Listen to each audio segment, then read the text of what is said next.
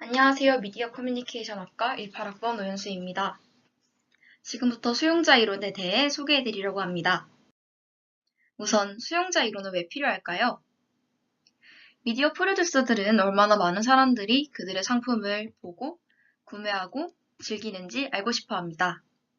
따라서 수용자 행태에 대한 측정을 필요로 한다는 것입니다.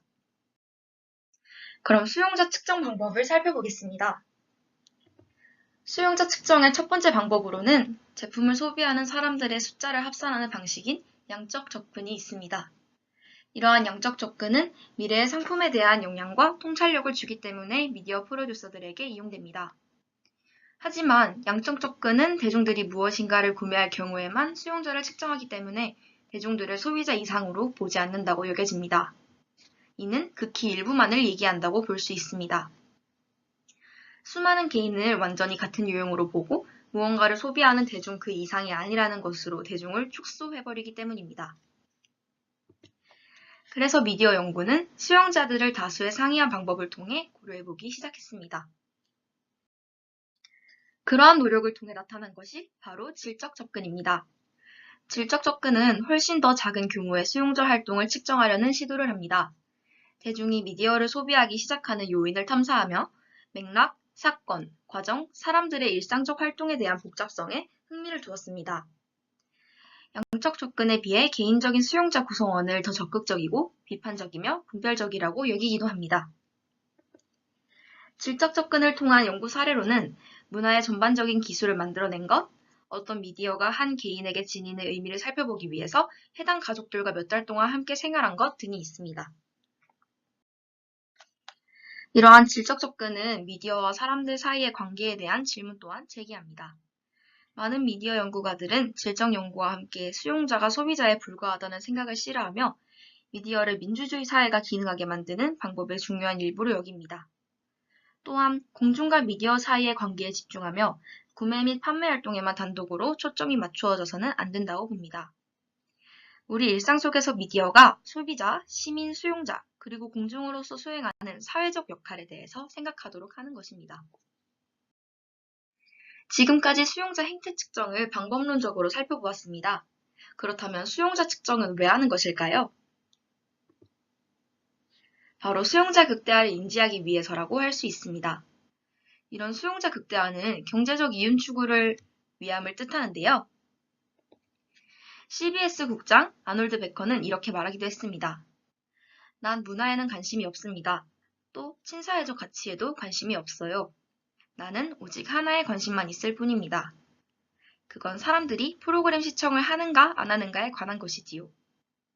이렇게 말했듯이 경제적 이윤 추구를 위한 수용자 극대화를 뜻하는 말을 하기도 했습니다. 지금까지 수용자 측정의 원인은 수용자 극대화에 있음을 설명해 드렸습니다.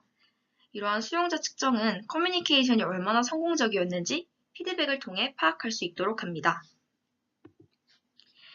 딕 브라운이 방송 네트워크는 기본적으로 수용자와 광고자의 상호작용을 개념화해가는 과정의 연속이다 라고 말한 것처럼 수용자 측정 과정이 방송 네트워크의 핵심 임무임을 알 수 있습니다.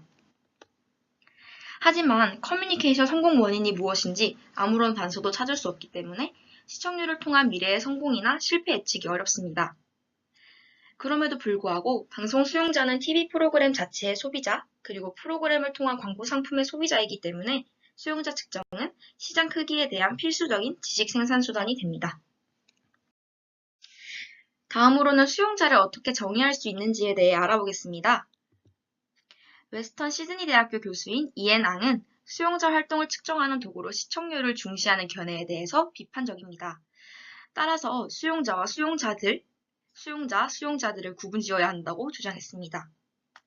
이는 수용자들의 형태로 거론하는 것이 그들의 다수성과 개인 간에 존재하는 미디어 소비에서의 차이를 강조한다는 것을 나타냅니다.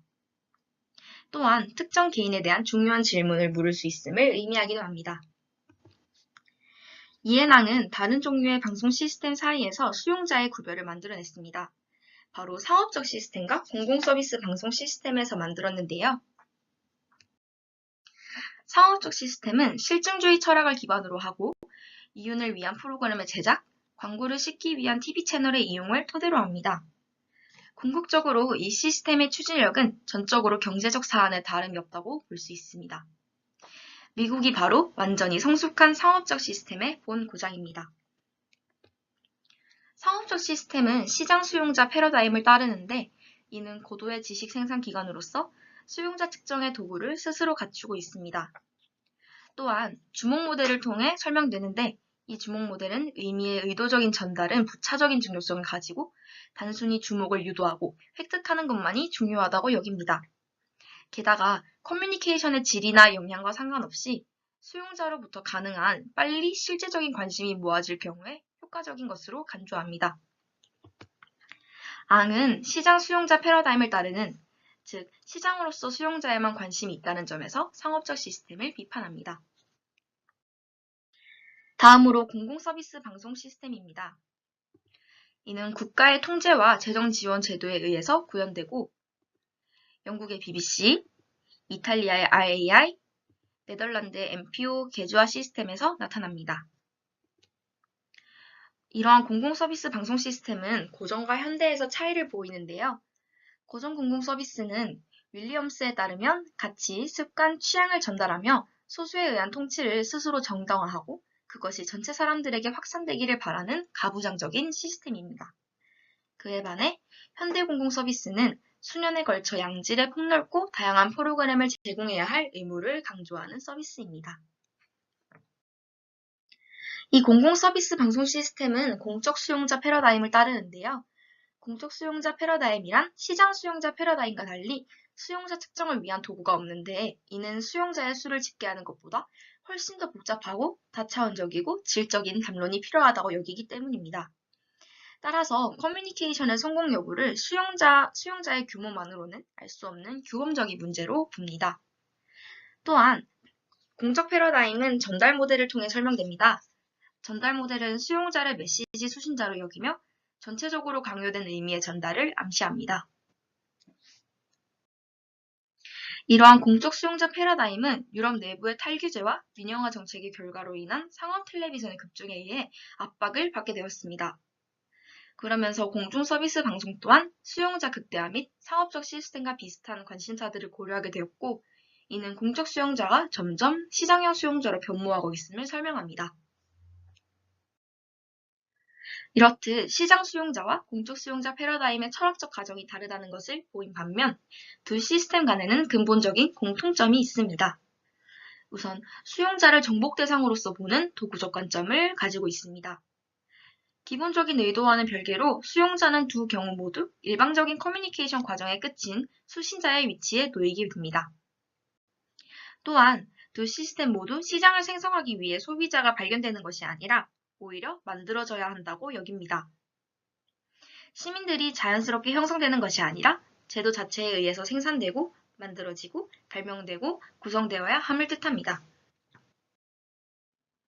지금까지 수용자 이론에 관해 살펴보았습니다. 방송죽은 주로 수용자를 정치경제학 관점에서 논의합니다. 수용자는 시장형 수용자, 공적 수용자로 분류할 수 있고 이 두 가지 패러다임에는 도구의 유무, 상업적, 비상업적 등의 차이가 존재합니다. 하지만 근본적으로는 공통점이 존재하며 이 두 패러다임 모두 방송국을 위해 반드시 필요한 과정입니다. 게다가 미디어 활동으로부터 비롯될 수 있는 사회적 결과들이 가정되지 않는다면 그 분야는 매우 쓸모없어진다는 사실을 알 수 있는데 이것은 즉 사회적 결과인 수용자가 없다면 미디어 활동 또한 가치가 없다는 것을 뜻합니다. 그러므로 수용자의 활동을 파악하는 것이 대단히 중요한 것이며 미디어 수용자들을 거론할 때에는 주의를 기울여야 한다는 것을 뜻합니다. 이렇듯 수용자는 미디어 이론의 중심에 놓여야 한다는 결론을 도출할 수 있습니다.